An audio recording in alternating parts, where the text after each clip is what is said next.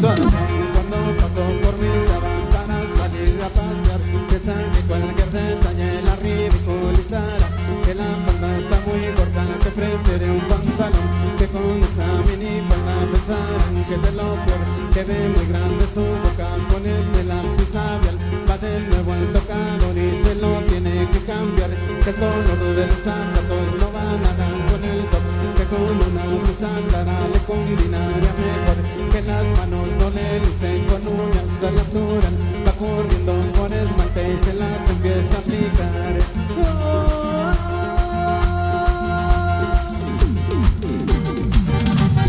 Y es la inconforme.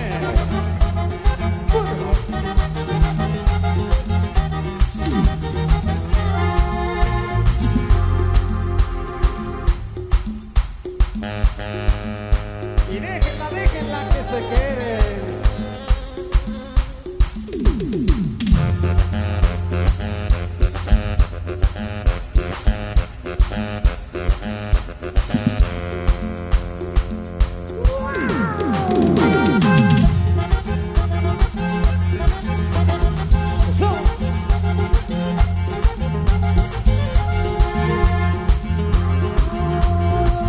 Siempre la misma situación cuando paso por mi cama para salir a pasear, piensan que cualquier detalle la ridiculizará, si piensa soltar el pelo se lo empieza a alborotar, se le va para adelante y se lo pica con el spray, que su piel está reseca, se le empieza a humectar, saca mil cremas del dorso y se las empieza a aplicar, ya vamos a 5 cuadras pues me hace regresar, que se le olvidó el perfume que le regaló mamá, y aprovechando la vuelta se pondrá los pupilentes, se le afilará la ceja y se lavará los dientes.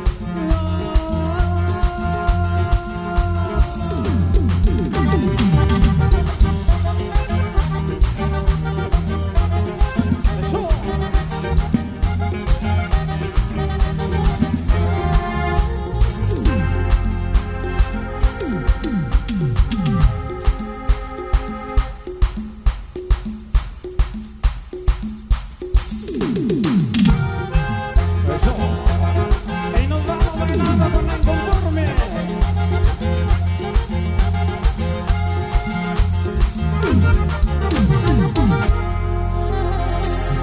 Pues compadre, que no ese bonito tema también que tenemos en las plataformas de la música digital, se titula La Inconforme. Gracias por ahí.